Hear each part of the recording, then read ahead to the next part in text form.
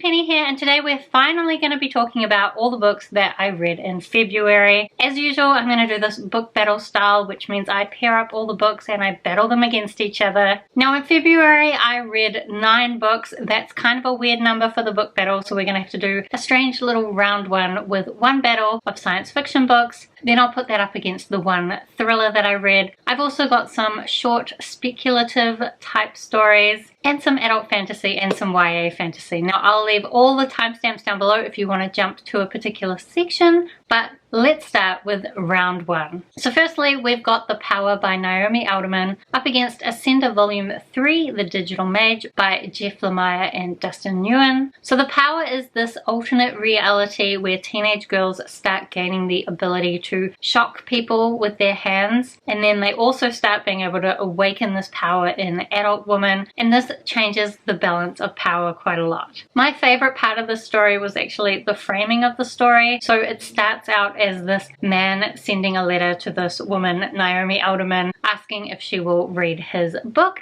that is actually based on historical events, but he's not sure anyone will really believe that there used to be a time when men were in power. And the woman replies in a very kind of sexist way, saying, "Oh, a world where men are in power. Wow, that would probably be a lot kinder and maybe even a little bit sexier." And I really enjoyed that flip on gender stereotypes, and eventually Naomi Alderman suggests that maybe she could publish the book under her name and that would make it more palatable to people. But that said, I listened to the audiobook of this and I didn't really like the narration style, and I felt like I didn't like the writing style, but I can't really tell whether it was the narration or the writing that I really didn't like. However, I felt like it was just a little bit disconnected from the stories that we were getting. As well, a lot of the characters that this story follows are quite extreme in the way that they use their powers, and I personally would have liked a little bit more of a normal person perspective in this story. However, despite those criticisms, I do think the ideas were really interesting and the concepts were really interesting. So I think if it is something that sounds interesting to you, it's probably worth giving it a go in case the writing style is something you enjoy, or if you're not too bothered by it just following these more extreme, radicalized characters.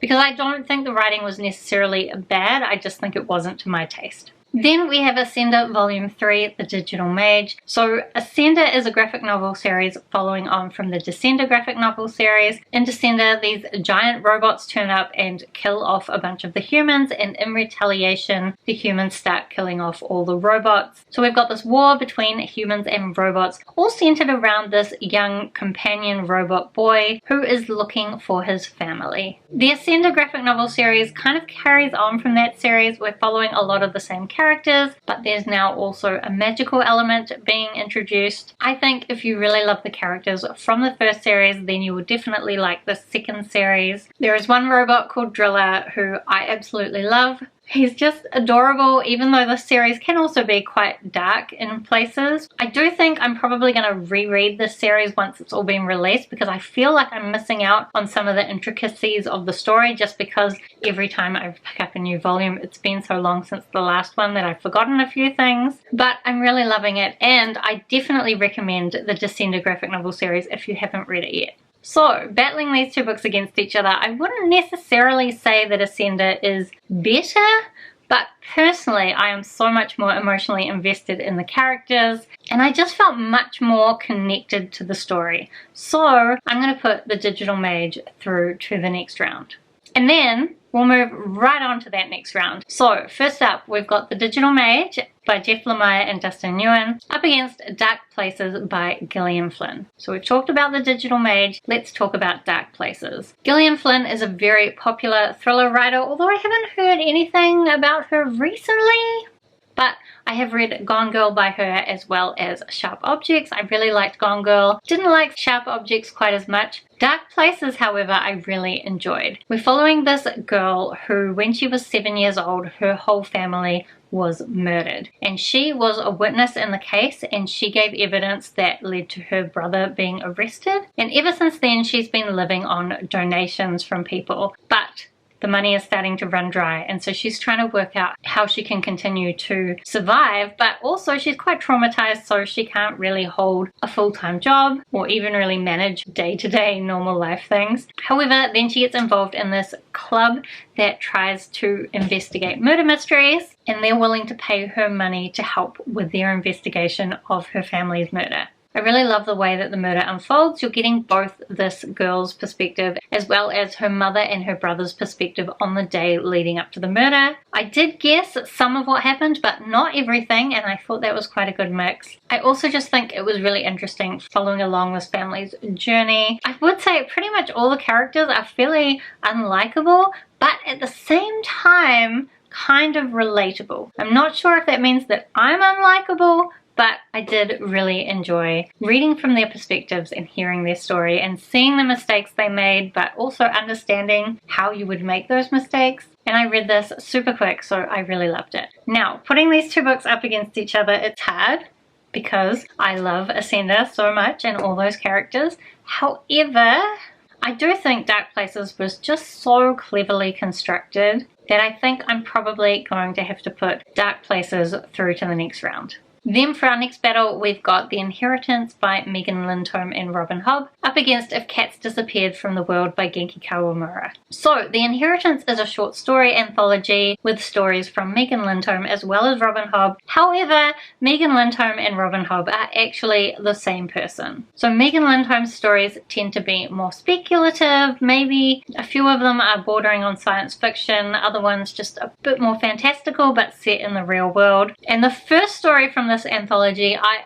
absolutely loved it. We have these aliens that come to Earth that can make music with their skin, but also they secrete this gel that is a drug to humans. We follow this young boy whose mother gets involved with one of these aliens, and honestly what happened was kind of heartbreaking and I loved it. I think there's a few stories in here where Robin Hobb, Megan Lindholm, does a really great job of describing what it's like to be in poverty, and I really appreciated those descriptions, and it kind of reminded me of Wizard of the Pigeons, which I read last year, I think. There were also a few stories which had cats involved, although I would say be careful because there are some animal deaths, but I always like a good speculative magical story with cats. Then the Robin Hobb stories in the short story anthology were all set in the Realm of the Elderlings. So the Realm of the Elderlings is a fantasy series that Robin Hobb has written, and I think there are 5 trilogies, except one's a quartet. I'm about to start the quartet, but one of the short stories does give you some backstory of the people that are going to be featured in that quartet, so I thought that was really interesting to read. And I just think it helps expand the world a little bit more, even though it's already so expansive in all the other books that she's written. I often don't like short story anthologies, although I say that, and there have actually been quite a few short story anthologies that I've found lately that I have liked, but this one I absolutely loved. I probably just a few times would have liked more from these stories than a short story could possibly ever give me. Then next we have If Cats Disappeared from the World. So this was a really short audiobook, like 4 hours I think? Maybe 6 hours. Really short regardless. And we're following this guy who finds out that he is about to die. Then the devil turns up and offers him a deal that he will be given an extra day of life for every thing that gets removed from the world. In the beginning, I really loved the humor of this story. I thought the devil was absolutely hilarious. The devil is the one who's going to pick which things get removed from the world, but he doesn't really understand a lot of human things. However, I did find the humor got a little bit stale for me. There was a huge bit in the middle that seemed just like padding, talking about the value of movies. And I didn't really feel like it really investigated the loss of some of these objects. So one of the things that gets removed from the world is clocks. And it sort of implied that time had disappeared from the world after clocks were removed, but also nobody seemed particularly bothered by it, even though everybody knew that there were clocks yesterday, but there were not clocks anymore, and it just it didn't really make sense. Pretty much everything that got removed from the world, there weren't really any consequences of that, even though they were quite critical things. So that was weird. That's really the part that I was looking forward to the most from this story. But instead, the main theme of the story is really about grief and loss. and what's really important in life. And I thought at the end it came back to those themes very well, wrapped things up quite nicely. But it was just all that stuff in the middle where I felt like it really let itself down. So for this book battle, I am definitely going to put The Inheritance through to the next round because I pretty much loved every story. Some of the stories did also have some good humor and also some really strong themes that they touched on. So definitely The Inheritance. Okay, then we have The Priory of the Orange Tree by Samantha Shannon up against Blood Heir by Ilona Andrews. So The Priory of the Orange Tree is a standalone fantasy where we have two opposing kingdoms in the east and the west, and each of them have very different perspectives of the dragons in the world. So the people in the east work with the dragons, but we're also mainly following a character who lives on this island where they try to stay isolated because of this dragon-based plague that's going around. And let me tell you, a lot of those parts were very relatable in the current state of the world. Then in the west, people are more afraid of dragons. There are some very evil dragons out in the world. However, these people in the west believe that the royal line, as long as that line continues, will stop the dragons from coming back. Unfortunately, some bad things happen. The bad dragons come back, as you can guess. So in the beginning, this book was very heavy on the world building. I felt like the first few chapters were just throwing out new concepts, new places, new names. Every sentence had multiple things in it, and I couldn't tell what was important to know and what was not important to know. And honestly, it took about 100 pages before I felt like anything meaningful really happened. I did think the middle was the best part. Some really exciting things happened to the different characters. Some really traumatic things happened. And there were quite a few mysteries that we were finding out more about. Then we got to the ending, and the ending was kind of predictable again. I personally think that this actually would have been better as a trilogy rather than a standalone. I think if we had a trilogy of 400 pages per book rather than a standalone of 800, 900 pages, we could have really investigated some of the things that didn't get investigated fully a little bit more. And maybe we could have had a few more threads that would have made that ending less predictable. So overall, I thought this was interesting, but maybe not quite worth the hype that I have seen it getting. Then we have Blood Heir by Ilona Andrews. So this is the first book in a spin-off series from the Kate Daniels series. Kate Daniels being one of my most favorite series. I have all 10 books up there. So in this spin-off series, we're following Kate Daniels' adopted daughter. She has been off learning about her own magical powers, but because of a prophecy, she has come back into town to try and save the day, but she can't tell any of her family or get in contact with any of her family because the prophecy says that if she does, that will put them at risk of dying, which of course she doesn't want. However, Julie, or Aurelia as she's going by in this book, she does run into a lot of the people that Kate has relationships with in the first series, and because of Kate's relationships, Aurelia really sees these people as part of her family, and it was really interesting seeing her interact with all these characters that I know so well, but also because of the way she's come back, only some of them are able to recognize her. Honestly, I just loved the found family, extended family aspect of this. I really love the characters. I love the writing style. I think Ilona Andrews writes things in such a dynamic way, and I love the sense of humor. Maybe sometimes it's a little bit info-dumpy in the way that the murder mystery is being revealed,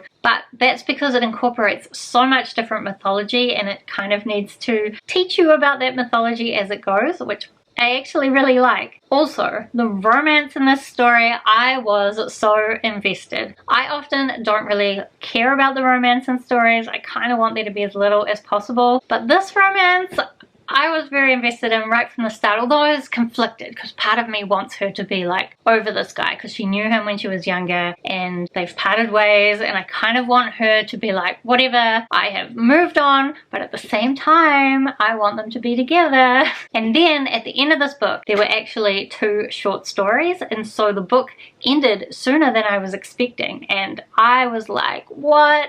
You cannot leave me hanging with this romance.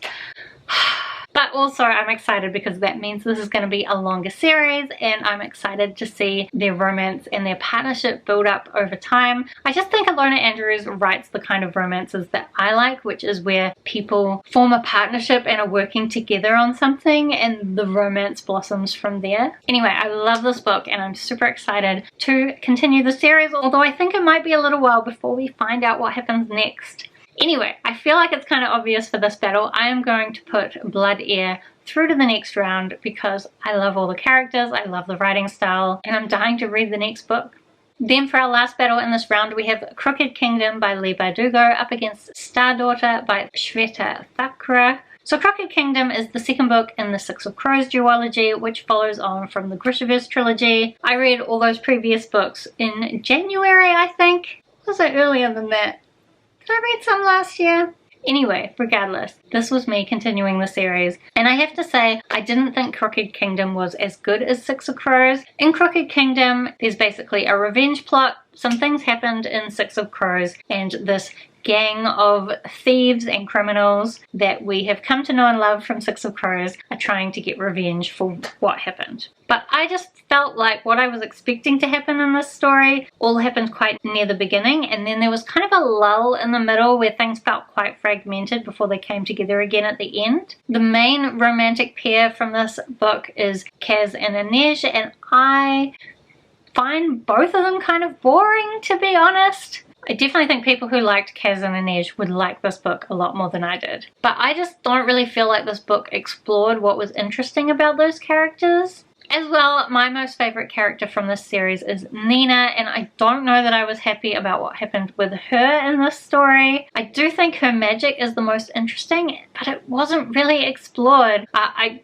now think I'm going to have to read the next duology in the series though, because I think that will explore her magic a little bit more, and that's what I'm the most interested in. But anyway, something happened with her storyline that I was just super mad about. I didn't think it made sense. Thematically maybe it made sense, but for the plot, no, just kind of stupid. I'm not happy about it. What a dumb thing. I did like Jesper and Wayland, is that his name? There were elements I liked. I definitely think you can see that Leigh Bardugo's writing is continuing to improve. So I think I've convinced myself to continue with the series, even though initially I wasn't planning to. So I guess that means that even though I've got some criticisms, I obviously didn't hate it. And I feel like that would naturally segue into me saying that I did hate the next book, although that's not entirely true. But the next book is Star Daughter, and this book, I just feel like the beautiful cover and the synopsis that I read were kind of misleading. I thought I was going to get this really beautiful lyrical story about this girl who is a star and becomes some kind of majestic star princess, but instead it was mostly teen drama. We have this girl whose parents don't really understand her, they have all these expectations of her, and she has this relationship with this boy and they don't really know how to communicate, and there's a big misunderstanding between them. And yes, her mother is a star and she goes to the Star Kingdom and participates in this competition, and I found the star mythology, which I think is based on Hindu mythology, I found it really interesting, and I would have loved a story that looked into that mythology a lot more and did some more interesting things with it. But instead we got bitchy girl fights over this star competition, and the boy was involved in a certain way, and she kept complaining about her family trying to manipulate her and use her rather than understanding her and caring about her, and oh my goodness, they left her on Earth all this time. And I feel like I'm sounding very mean about this book, but the truth is it wasn't terribly written. It was fine. If you were expecting and excited about a book with all these themes in it, and perhaps if you were a younger teenager, you probably would find this very relatable and very enjoyable. But for me, so much of it was completely unrelatable because I'm an old lady. So I really would have liked a lot more plot than we got. So I think even though I criticize Crooked Kingdom as well, it's pretty obvious that I'm going to put Crooked Kingdom through to the next round because it was definitely, in my opinion, the better book.